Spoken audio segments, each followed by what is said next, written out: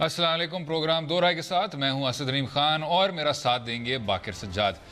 शुरू में बात करेंगे इंतहाई तशवीशनाक खबर की। वफाकी वज़ीर दाखिला एहसन इकबाल साहब पे हमला हुआ है। नारोवाल के जलसे के बाद उनको फायरिंग का इंसिडेंट हुआ, गोली उनके बाजू को लगी, लेकिन अल्हम्दुलिल्लाह वो आउट ऑफ डेंजर हैं।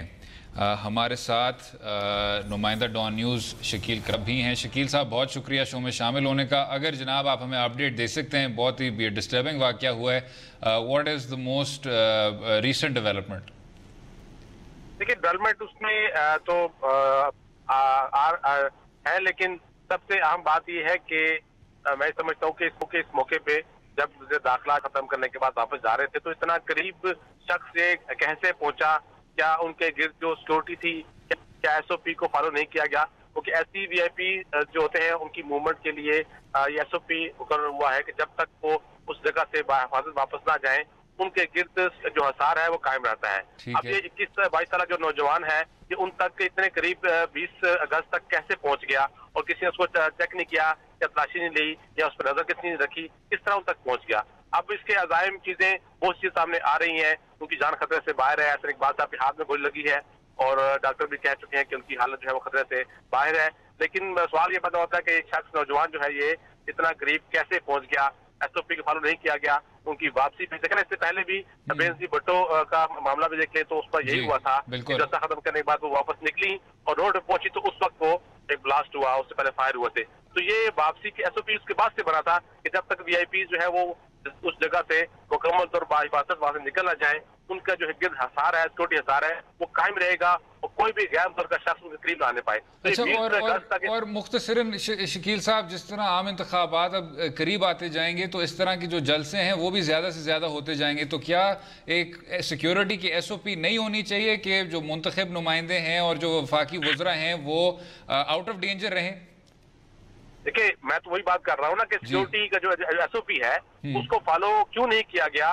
कि वापसी पर उनकी एहसन इकबाल की जो आसार था वो मुकम्मल क्यों नहीं था? कि शख्स के नौजवान जो है वो इतना करीब कैसे पहुंच गया? बाकिर साहब, यही जो शकील साहब ही कह रहे थे, ऐसा ना हो कि हालात इससे भी ज़्यादा बजाएं, क्योंकि चाहे आप कुछ भी कहें, जो फेडरल मिनिस्टर फॉर इंटीरियर हैं वो रियासत की एक अलामत होते हैं। और जिस तरह इंतखाबात अभी करीब आते जाएंगे, बहुत ज़्यादा ज़रूरी है कि अक्रॉस द बोर्ड वो ये सिक्योरिटी प्रोटोकॉल्स लागू करें।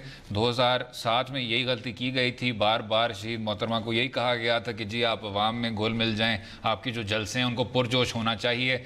शायद पाकिस्तान का मुस्तकबिल भी फ़र्क होता अगर बेनज़ीर भुट्टो साहिबा उस गाड़ी के सर ना निकालती, बल्कि वो जो फुटेज है उसमें भी आपको नज़र आता है कि उस गोली के इम्पैक्ट से शहीद मोहतरमा फिर नीचे गिरती हैं। तो उन तमाम फैक्टर्स को सामने रखते हुए क्या अब हमारे मुंतखब नुमाइंदों को उनकी जो सिक्योरिटी एसओपीज़ हैं वो ज़्यादा इमीडिएट नहीं होनी चाहिए, ज़्यादा कॉम्प्रहेंसिव नहीं होनी चाहिए? क्योंकि ये बहुत ज़्यादा ही डिस्टर्बिंग वाक़या है। उसका के ऊपर तो कोई दो राय नहीं हो सकती कि एसओपी स्ट्रिंजेंट से स्ट्रिंजेंट होनी चाहिए और कोई इस तरह का नाखुशगवार वाक़या नहीं होना चाहिए। लेकिन मैं आपको 2008 के इंतखाबात से साथ में ये वाक़या हुआ था जिसकी वजह से इंतखाबात मुलतवी हुए, चंद माह की वजह से 2008 में हुए थे। लेकिन मैं 2013 में आप देखें कि तब पीपल्स पार्टी और एएनपी पे इसी तरह के मुस्तकिल हमले होते रहे, जिसकी वजह से वो अपनी कैंपेन नहीं कर सके। और हम इस दफा की देखें तो ये आज वाक़या हुआ, लेकिन इससे पहले आपने ये जूतों का एक वो देखा होगा लीडर्स पे, ख्वाजा आसिफ साहब पे हमला हुआ, ये नारोवाल के साथ मियां साहब पे हुआ, मियां साहब पे लाहौर में हुआ। तो एक ट्रेंड डेवलप हो रहा है। अब मुझे नहीं पता कि वो जो जूतों के हमले थे उनकी इन्वेस्टिगेशन इन्होंने कहां तक लेके गए।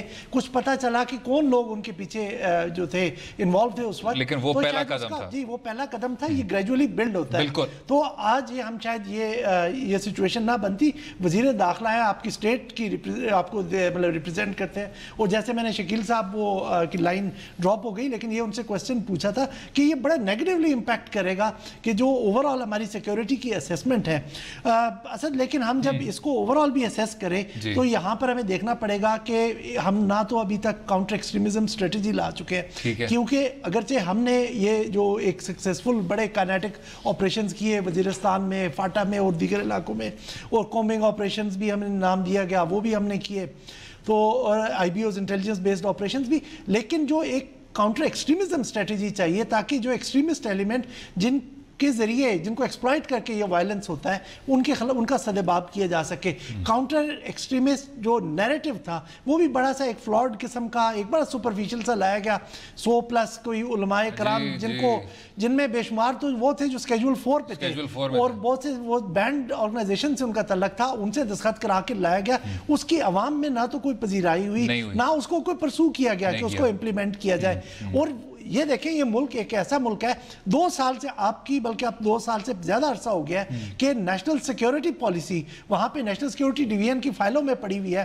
अभी 1.5 माह पहले वहाँ पर एक मीटिंग हुई नेशनल सिक्योरिटी काउंसिल की, तो उसमें उनको कहा गया, जो आपके नेशनल सिक्योरिटी एडवाइजर है, कि इसको जल्द अज जल्द निकाले। अभी फिर 3-4 माह गुजर चुके हैं और वो पता नहीं बाहर निकल नहीं। आपने कौमी सलामती की बात की और उससे भी ज़्यादा तामीरी बात ये की बाकिर साहब कि इंसदाद दहशतगर्दी की पॉलिसी क्या थी। एक है कि आप अस्करी कार्रवाइयाँ करें, लेकिन दूसरी जानिब है उन अस्करी कार्रवाइयों की कामयाबी के बाद आपको इस सोच में तब्दीली लानी है। आज भी जो कुछ हुआ वो भी एक तरह के एक शिद्दत पसंद, शर पसंद, इंतहा पसंद सोच की अलामत है। लेकिन उसको अब काउंटर करने के लिए आपने पहले तो आपने वो 20 नुकात का आपने प्लान की बात की, उसके बाद आपने दफन कर दिया, फिर आपने उसके बाद आपने कहा, बल्कि उन नुकात में भी था कि आप नैक्टा को बाइख्तियार करेंगे। नैक्टा आप मुझसे बेहतर जानते हैं, वो मेरे ख्याल से 6 माह में एक मीटिंग करती है और वो भी मीटिंग के बाद कुछ पता नहीं चलता कि उसके बाद क्या हुआ। उसके बाद था कि आप करिकुलम में भी तब्दीली लाएंगे, उसके बाद था कि आप उलमा को भी ऑन बोर्ड लेंगे, उसके बाद था कि आप मदरसा रिफॉर्म्स करेंगे जनाब। लेकिन ये सब बातों को आपने पीछे छोड़ दिया। आपने कहा कि जी क्योंकि अस्करी कार्रवाई आपकी कामयाब है तो इस तरह के जो मुश्किल फैसले हैं वो हम किस तरह लें। आज के दिन के बाद ये आपको एक और वार्निंग मिली और आपको इससे पहले भी बहुत ज़्यादा वार्निंग्स मिली हैं कि जी अब आप जाग जाएं। कौमी सलामती की पॉलिसी, काउंटर टेररिज्म की पॉलिसी, करिकुलम रिफॉर्म, मदरसा रिफॉर्म, ये 2014 में होना चाहिए था जब आपने पहले 20 पॉइंट्स के नेशनल एक्शन प्लान की बात की थी। उम्मीद यही कर सकते हैं कि इस वाक़े के बाद अब हुकूमत हरकत में आ जाए। जी, ये हमें तो मतलब इसको इससे ज़्यादा अब हम क्या कह सकते हैं कि वो जो 20 पॉइंट नेशनल एक्शन प्लान था वो कोई एग्जीक्यूटिव ऑर्डर नहीं था, वो एक पॉलिटिकल कंसेंसस को रिप्रेजेंट करता था। एक मुल्क में एक फ़ज़ा बनी हुई थी जिस वक्त हमने ये मिलिट्री कोर्ट्स का भी तलख जो तजर्बा करने पे सारी कौम राज़ी हो गई कि चलो जी आपने इस टेररिज्म से निजात हासिल करनी है, एक्सट्रीमिज्म से निजात हासिल करनी है। माँ सिवाय वो जो काइनेटिक ऑपरेशन जिन्हें वे कहते हैं, जो फौजी कार्रवाइयाँ हैं कुछ एरियाज में, जो ऑपरेशन जिनका मैंने जिक्र किया वो, और ये सजाए मौत जो कुछ लोगों को दी गई, उसके अलावा अभी तक कोई अमली जिसे कहते हैं ना बड़ा कदम अभी तक नहीं उठाया गया। टेरर फाइनेंसिंग के इश्यूज भी वहीं पर हैं। आप अभी ग्रे लिस्ट पे जाने वाले हैं अगले महीने FATF की वजह से कि आपने अपनी टेरर फाइनेंसिंग को। इससे पहले कि हम रीजनल मसाइल पे आ जाएं, अगर वापस हम इसको पार करें हुक्मरान जमात के मसाइल के हवाले से, आपने बहुत अच्छा हवाला दिया 2013 का, अवामी नेशनल पार्टी के साथ क्या कुछ हो रहा था, पाकिस्तान पीपल्स पार्टी के साथ क्या कुछ हो रहा था। लेकिन मेरे ख्याल से ये कुर्बानी शायद देनी पड़ेगी। आपके अगर सियासी कैंपेन जो हैं, सियासी मुहिम जो हैं, वो बहुत ज़्यादा शायद मकबूल ना हो सकें, ज़्यादा कामयाब ना हो सकें, उन चीज़ों को आप छोड़ दें। जो सलामती है उसको आपको तरजीह देना होगा। आपके बड़े स्ट्रिंजेंट SOPs होने चाहिए और ये मेरे ख्याल से तमाम पाकिस्तान मुस्लिम लीग नवाज़ के नुमाइंदों और लीडरान और वफाकी वज़रा को अप्लाई करता है। अब शायद आप उस तरह जलसों में शायद घुल मिल ना सकें। ये जो खतरा सिर्फ PMLN को नहीं होगा, ये नहीं, मैं नहीं कह रहा, वैसे मैं कह रहा हूं सबके लिए। मैं लोगों को समझाने के लिए कह रहा हूं कि सिर्फ ये ना समझे कि PMLN को खतरा होगा, PTI, पीपल्स पार्टी, लेकिन बाकिर साहब जिस तरह की वो ठीक है, लेकिन जिस तरह की फिजा बनती जा रही है पाकिस्तान, जिस तरह पीपल्स पार्टी और ANP खसूसी तौर पर खतरा था 2013 में जो नून लीग को नहीं था, इस बार नून लीग को खसूसी तौर पर खतरा होगा जो शायद बाकी सियासी जमातों को उस हद तक ना महसूस हुआ। इसमें कोई शक नहीं है कि ये तमाम सियासी जमातों के लिए एक इशू है, उनको यकजहत होकर इस तरह के स्ट्रिंजेंट SOPs लाने होंगे। उसके लिए उन्हें अपनी जो पॉलिटिकल एक्सपीरियंसेस हैं, ये आप देखते हैं कि अल्लाह या लोगों के सामने तो जाके ये कहते हैं कि जी ये एक्सट्रीमिज्म हमें कबूल नहीं है, हम इसके खिलाफ जीरो टॉलरेंस की पॉलिसी रखी है। लेकिन यही सियासतदान और हमारे कई ओहदेदार इन लोगों के साथ डील्स कट करते हैं और जाके फिर इनको सस्टेन करते हैं किसी तरह से। अगर जब तक हम ये अपनी जो एक्सपीरियंसेस को नहीं छोड़ेंगे, ये किसी ना किसी तरह हमारे माशरे में मौजूद रहेंगे। किसी शक के अफसोस से हम बार बार उसी बीज बोने की बात करते हैं। अब मेरे ख्याल से वक्त आ गया कि आप उस साख को ही काट डालें। اگلے حصے میں بات کریں گے وزیر اعظم کے حالیہ بیانات کی. رہیے گا ہمارے ساتھ.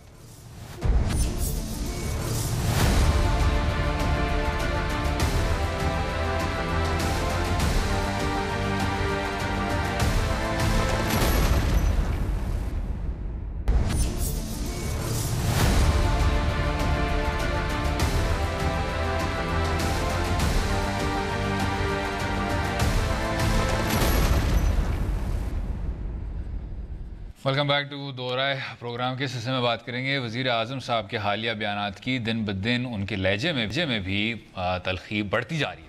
کل وزیر اعظم صاحب نے ایک اہم بیان دیا کہ پارٹی میں موجود لوگوں کو پریشرائز کیا جا رہا ہے کہ وہ اپنی وفاداریاں تبدیل کریں اور ہم ان لوگوں کو سامنے لائیں گے. وزیر اعظم صاحب کے اس بیان کو کافی اہم کہا جا رہا ہے. کون سے ایسے لوگ ہیں جن سے وفاداریاں تبدیل کرائی جا رہی ہیں اور کون کرا رہا ہے؟ یہ ایک بڑا سوالیہ نشان ہے. اس کے علاوہ وزیر اعظم صاحب نے الیکشن کی تاخیر کو بھی مکمل طور پر رد کیا اور کہا کہ انتخابات وقت پر ہوں گے.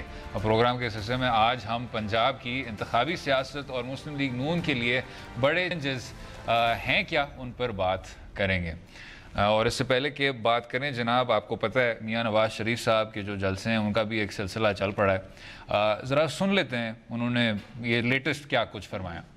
میں نے ان لوگوں کے سامنے گردن جھکانے سے انکار کیا ہے. میری یہ قوم انشاءاللہ ایسی طاقتوں کو شرمناک شکست سے دوچار کرے گی.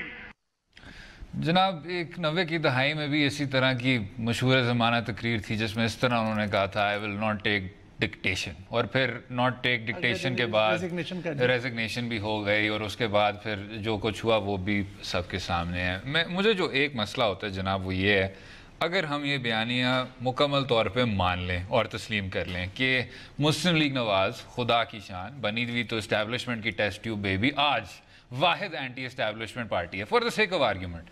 جب وہ حکومت میں تھے باقر صاحب تو جس طرح کی جو ان کی خارجہ پالیسی تھی جو انہوں نے ساری سیڈ کر دی تھی، ڈان لیکس جس میں انہوں نے ایک وفاقی وزیر کو بھی قربان کیا، پی آر او کو بھی قربان کیا، خصوصی معاون کو بھی قربان کیا، اس سے آگے بڑھ کے قومی سلامتی، بے شک وہ ضرب عضب ہو. آپ کو پتہ ہے ضرب عضب کا ان کا دل نہیں کر رہا تھا. یہ بہت کہہ رہے تھے ہم بیٹھ کے ان کے ساتھ سمجھوتا کریں، ان سے بات کریں، ان کے احساسات و جذبات سمجھیں، لیکن جب کارروائی ہوئی تو انہوں نے کہا چلو بھائی اب یہ کر گئے. پتہ ہی نہیں چلا اچانک وہ اناؤنسمنٹ ہوئی کہ ضرب عضب سٹارٹ ہو گیا. انہوں نے کہا چلو سٹارٹ ہو گیا ٹھیک ہے ہم بھی پھر اسی لائن میں لگ جاتے ہیں. تو یہ جب حکومت میں ہوتے ہیں جناب کوئی خاص آپ کو اینٹی اسٹیبلشمنٹ آپریشنز نظر تو نہیں آتی، کوئی اینٹی اسٹیبلشمنٹ پروگریس آپ کو نہیں نظر آتی. تو اب یہ جب اپوزیشن دیکھیں نا سر، میں نے اپوزیشن بھی کہہ دیا، یہی تو ان کے بیانیے کی کامیابی ہے. اپوزیشن میں یہ نہیں ہے، ان کی اپنی حکومت ہے لیکن یہ کہتے ہیں کہ جی ہمیں حکومت کوئی کرنے نہیں دے رہا.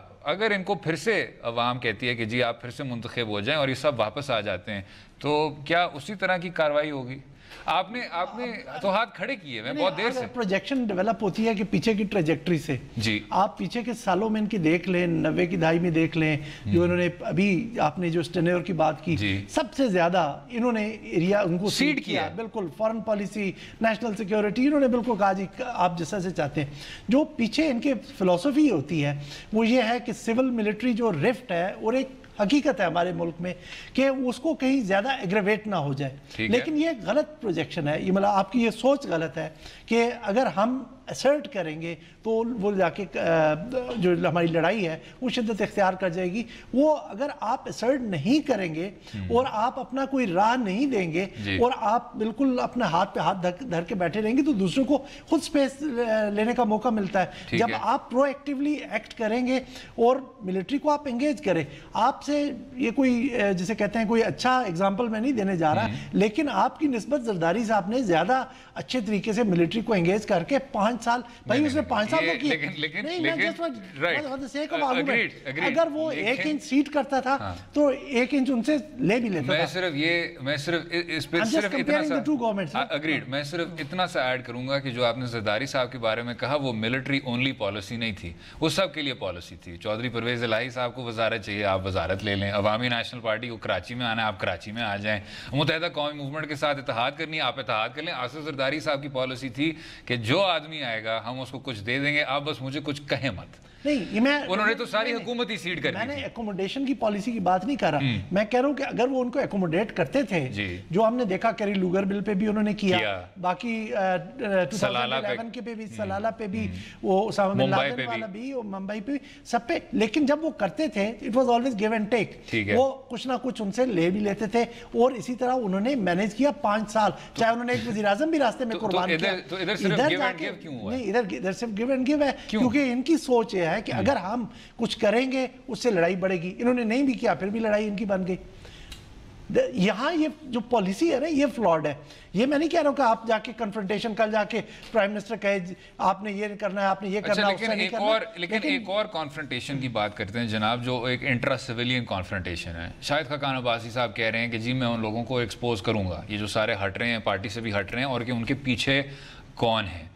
لیکن جس طرح آپ انتخابات کی طرف بڑھتے جا رہے ہیں, تو کیا آپ کو تھوڑا سا ہاتھ کھولنا نہیں چاہیے؟ تھوڑا سا جو آپ کا لہجہ ہے وہ شاید مفاہمت سینٹرک نہیں ہونا چاہیے, یا یہ تھوڑی سی یہ جو ایک جارحانہ قسم کی وہ اگریسو سیاست ہے کہ جی ہم ان لوگوں کو ایکسپوز کریں گے, وہ آپ کو نظر آ رہا ہے کہ یہ کچھ ہو سکتا ہے؟ اس سے پہلے یہ تو میرا خیال میں ان کو کافی دیر سے ایڈوائس ملی تھی. چودھری نثار بھی کل یہ کہہ رہے تھے کہ جب ان کے مسائل شروع ہوئے تو میں نے کہا کہ کچھ مفاہمانہ ریکنسیلیٹری قسم کی جو ٹون اختیار کریں, تو وہ میرے خیال میں ان کو ایکسیپٹیبل نہیں ہے. لیکن یہ شاید ابھی دیوار کی طرف اتنا اپنے آپ کو سمجھ رہے ہیں کہ ہمیں لگا دیا گیا کہ ہم اس طرح کی جو ایگریسو ٹون نہ رکھیں تو کوئی حل نہیں ہے ہمارے پاس.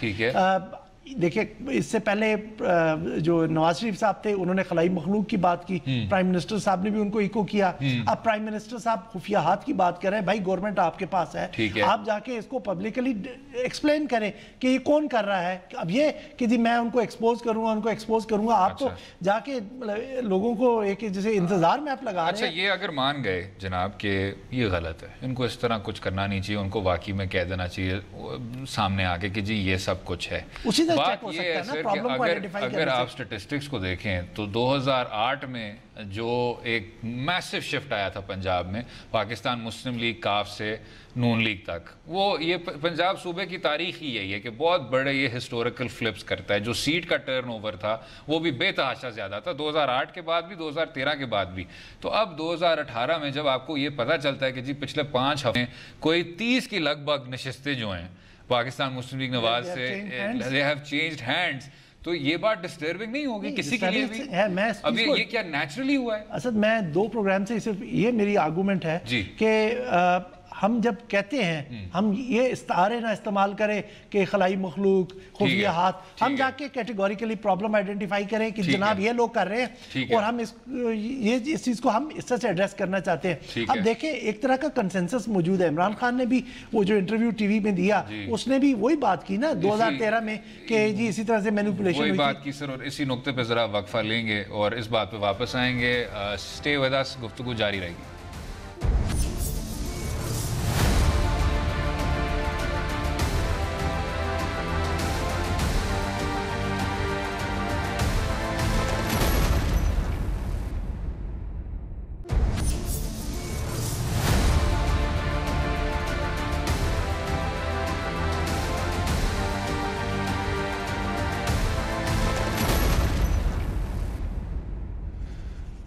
ویلکم بیک ٹو دو رائے. گفتگو جاری ہے پنجاب کی سیاست کے حوالے سے. جناب میں وہی جو بات کرنا چاہ رہا تھا, بلکہ ادھر کچھ نمبرز بھی ہیں کہ جو پاکستان مسلم لیگ نواز کی نشستیں تھیں وہ کوئی 70 کے لگ بھگ تھیں 2008 میں. اس کے بعد پھر 2013 میں 120 سے بھی زیادہ بڑھ گئیں. تو کہنا میں یہ چاہ رہا ہوں جناب کہ پنجاب صوبے میں بہت ریپڈ شفٹس آتے ہیں.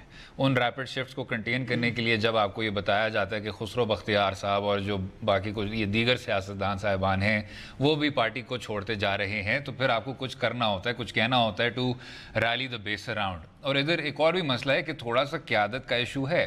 جو شاہد خاقان عباسی صاحب سے پوچھتے ہیں کہ جی اگلے وزیر اعظم صاحب کون ہوں گے, تو وہ کہتے ہیں کہ جی ہر ایم این اے کا حق ہے. اب شہباز شریف صاحب تو ایم این اے نہیں ہیں. شہباز شریف صاحب لیکن پارٹی کے صدر بن گئے, وہ اب مزار قائد جاتے ہیں. مزار قائد کبھی پہلے تو گئے نہیں, کراچی شہر کبھی پہلے گئے تو نہیں, اگر گئے تو پھر شاید ان کا زیادہ ایک وہ پرائیویٹ سی ایکسکرجن ہوگی. کہنا میں یہ چاہ رہا ہوں جناب کہ مسلم لیگ نواز کا جو تھوڑا سا ڈائریکشن ہے وہ ذرا آپ کو کچھ شدت اختیار کر رہا ہے. ابھی شہباز شریف صاحب نے یہ تسلیم بھی کیا کہ جی ہاں ہم تھوڑے سے مشکل وقت سے گزرے ہیں. ایک ماڈل ٹاؤن کی بھی آپ کی انکوائری چل رہی ہے. کہنے کو تو شہباز شریف صاحب کو تو اسی پوائنٹ پہ مستعفی ہو جانا چاہیے, لیکن یہ بات کون کرے؟ نہیں, ان کے چیلنجز بہت طرح کے لیگل ہیں اور پولیٹیکل ہیں. مطلب دو براڈلی اگر ہم دیکھیں جو ان کو جب الیکشن کیمپین میں جائیں گے تو دو طرح کے چیلنجز. ایک لیگل جو ان کی لیڈرشپ کے اوپر تلوار لٹک رہی ہے. آج بھی میاں نواز شریف صاحب نے مانسیرا میں کہا کہ شاید یہ میرا آخری وزٹ ہو. اب وہ واللہ عالم کیا وہ کچھ انفارمیشن رکھتے ہیں. لیکن دوسری طرف اگر ہم دیکھیں جب پولیٹیکل چیلنجز ہیں, پنجاب جو ہے اس کی تقریباً اب جو نئی ڈیلیمیٹیشن ہوئی ہے اس کے مطابق 141 سیٹیں ہیں, پہلے 148 کے قریب تھی. تو 137 جب کوئی اسمبلی میں سیٹ لینی ہے جو منیمم آپ کو ٹارگٹ چاہیے گورنمنٹ بنانے کے لیے, تو پنجاب جو ہے وہ اس کا مین جو ہوتا ہے پاور بیس ہوتی ہے, جی بیسٹن ہوتا ہے. تو یہ کہہ سکتے ہیں اسلام آباد کا راستہ پنجاب سے ہو کر ہی آتا ہے, تو آپ کو یہاں پر پاور شو کرنی ہے. اب اس کی ڈویژن اس طرح سے ہے تقریباً کوئی 40+ سیٹس 48 کے قریب صدرن پنجاب کی ہیں. رہ جاتی ہیں 95 سیٹس یہ سینٹرل پنجاب جو نون لیگ کا گڑھ ہے تو یہاں کی رہ جاتی ہیں. اب جو 48 کا وہ تھا وہ ان سے پہلے ہی تقریباً کٹ چکا. وہاں زیادہ انڈیپینڈنس کا انفلوئنس ہے. پیپلز پارٹی کا بھی کچھ نہ کچھ وہاں پہ کچھ آپ سمجھے کہ اثر رکھتی ہے. پی ٹی آئی بھی ایک وہاں امپورٹنٹ فیکٹر ہے. لیکن وہ آپ 48 تو ابھی فی الحال ادھر رکھ دیں. 95 ان کے پاس رہ گئے ہیں یہاں پر. یہاں بھی ان کے ساتھ جو ایک بہت بڑا ان کو چیلنج ہے پی ٹی آئی کے ساتھ اس وقت. تو 7 سیٹیں جو کم ہوئی ہیں وہ بھی سینٹرل پنجاب کی کم ہوئی ہیں, وہ صدرن پنجاب کی نہیں کم ہوئی. تو یہ ان کے لیے جو پولیٹیکل چیلنجز ہیں وہ بڑھتے جا رہے ہیں اس وقت پی ایم ایل این کے لیے. جب تک یہ اب اپنے آپ کو فوکس نہیں کر پائیں گے اور اوپر سے اس طرح کی جب یہ باتیں ہوتی ہیں کہ ان کے لوگوں کو ان سے علیحدہ کیا جا رہا ہے, تو یہ ایک ایڈڈ پریشر ہوتا ہے جو آپ کہہ رہے اب خفیہ ہاتھ کون سا ہمیں تو بتاتے نہیں ہیں, یا خلائی مخلوق لے کے ان کو اڑ رہی ہے لوگوں کو.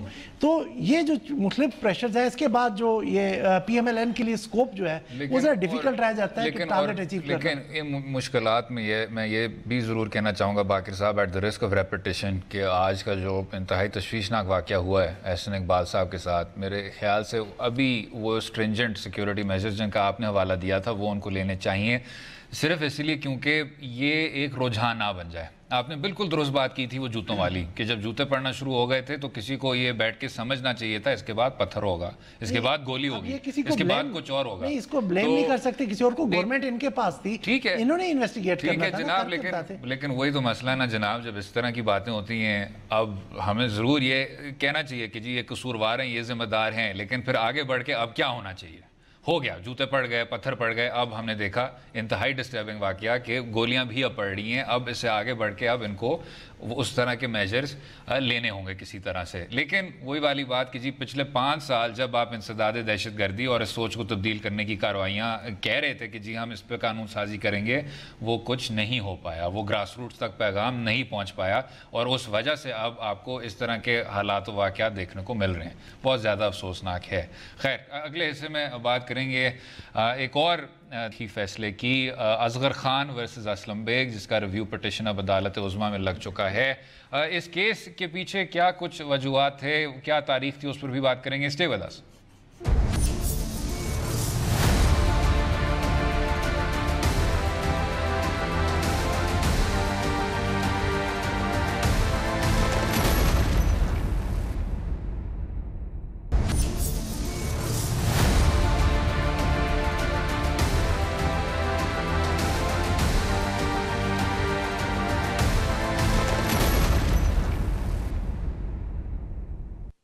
Welcome back to Do Raaye. بات کریں گے اصغر خان کیس کی, اور اصغر خان کیس میں جو دوسری پارٹی تھے وہ سابق آرمی چیف اسلم بیگ صاحب تھے.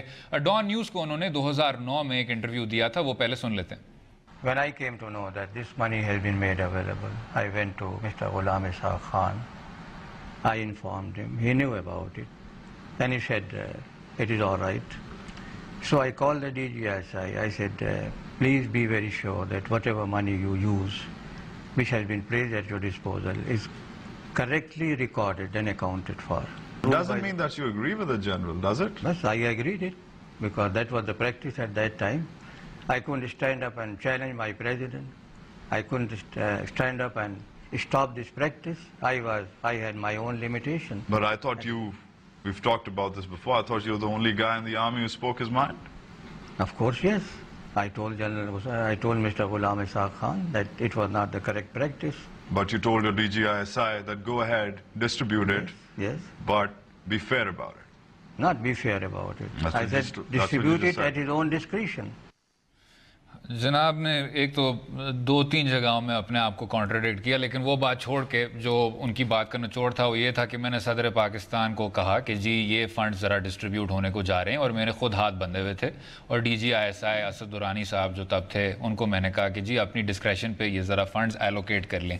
इससे पहले ज़रा थोड़े से कॉन्टेक्स्ट में अगर आ जाएँ बाकिर साहब, तो आपको पता होगा कि 1988 में बेनज़ीर भुट्टो साहिबा वज़ीर आज़म मुंतखब हुई थी। उसके 20 माह बाद ही सदर गुलाम इसाक़ खान साहब ने उनकी हुकूमत को बरतरफ कर दिया था, और फिर लोग सोच रहे थे कि जी वो कौन शख्स होगा, वो कौन मुतबादिल होगा राइट विंग से जो बेनज़ीर भुट्टो को डिफीट कर पाएगा। तो मियाँ नवाज शरीफ साहब बढ़ के सामने आए, जो आज जमहूरियत की बात करते हैं, वोट को इज्जत दो की बात करते हैं, और उनको फिर चुना गया और एक 14 करोड़ प्रोवाइड किए 14 करोड़ और एक अलायंस बनाया गया, एक अलायंस बनाया गया जिसका नाम इस्लामी जमहूरी इत्तेहाद है। इस्लामी जमहूरी इत्तेहाद आज सिनोनिमस हो गया वोट रिगिंग के साथ और स्लश फंड्स के साथ। और फिर ये जो एक आपका ट्रोयका था, एक उनमें से मरहूम शख्स है, उनको छोड़ देते हैं, असलम बेग साहब और असद दुरानी साहब ने फिर एक लंबी फहरिस्त थी आपकी, उसमें मुस्लिम लीग के सियासतदान थे, उसमें ये जो जाम सादिक की सिंध में सेटअप थी उसमें वो अशखास भी शामिल थे, जो तब का राइट विंग था वो सब का सब आपके सामने था। उन सब को आपने पैसे प्रोवाइड किए, और जो मियाँ नवाज शरीफ साहब का जो सियासी आगाज़ था वो असलम बेग असगर खान केस से शुरू हुआ। असगर खान साहब ने फिर पिटिशन किया था अदालत उज़्मा को कि जी आप प्लीज़ इसका नोटिस लें। 2012 में इफ्तिखार चौधरी साहब ने एक कॉम्प्रहेंसिव फैसले के बाद ये डिसाइड किया कि FIA को पूरी तौर पे कार्रवाई करनी चाहिए, और ये भी उन्होंने कहा कि इन दो अशखास असलम बेग साहब और असद दुरानी साहब ने ना सिर्फ मियाँ साहब और दीगर सियासतदान को फंड्स प्रोवाइड किए, उन्होंने पाकिस्तान को एक बुरा नाम दिया है। They've given a bad name to Pakistan. लेकिन आज का दिन है जी, वो दिन है, आज का दिन है, कार्रवाई नहीं हो पाई, FIA ने कोई कार्रवाई नहीं की। कल रिव्यू पिटिशन सुना जा रहा है दुरानी साहब और बेग साहब की तरफ से, जो कह रहे हैं इसको रिव्यू करें। नहीं देखिए, अभी 28 साल पुराना केस हो चुका है जी, लेकिन रेलेवेंट है आज भी इसके ऊपर इम्प्लीमेंटेशन होनी चाहिए, और मैं एक्सपेक्ट करता हूँ कि किसी स्टेज पे इस पे इम्प्लीमेंटेशन जिस तरह बाकी केसेस में बेंच बना है, ताकि ये जो अभी हम बात कर रहे थे ना सितारों की कि जी खलाई मखलूक खुफिया हाथ, ये वो खुफिया हाथ है और जराए हैं जिनके जरिए ये मैनिपुलेट करते हैं पॉलिटिक्स को। तो अगर इसको अभी ना काटा गया और इस पे ना किया गया, और देखें इसमें पार्टीज में कंसेंसस भी मौजूद है, लेकिन मुझे नहीं समझ आता इनमें खौफ क्या है। ये फैसला 2012 में आया था, पीपल्स पार्टी ने उसमें उस वक्त एक्ट नहीं किया, अगरचे कहा हम शॉर्टेस्ट टाइम में करेंगे। पिछले साल सिर्फ PTI ने कहा कि हम दोबारा एक एप्लीकेशन लेके सुप्रीम कोर्ट जा रहे हैं, लेकिन वो भी सो गए। अब चूंकि सियासतदान इस पर खुद सो जाएंगे, ये उनको सुप्रीम कोर्ट की तरफ से पोलिटिकल लीडरशिप को मैंडेट मिला था कि जिन लोगों ने बुरा किया ये किसी इंस्टीट्यूशन के खिलाफ नहीं है, ये उन लोगों के खिलाफ है जिन्होंने अपने इख्तियारात से तजावुज़ किया। बिल्कुल ठीक। तो ये इसके ऊपर होना चाहिए। अभी जो फैसला आ चुका है 2012 का, उसकी अमल दरामद बहुत ज़्यादा ज़रूरी है, और FIA को पूरी तौर पे रियासत की तरफ से कार्रवाई करनी चाहिए। उम्मीद है आपको आज का प्रोग्राम पसंद आया होगा। मुझे और बाकिर साहब को अपनी राय से भी आगाह कीजिए। अगले हफ्ते तक इजाज़त दें। खुदा हाफ़िज़।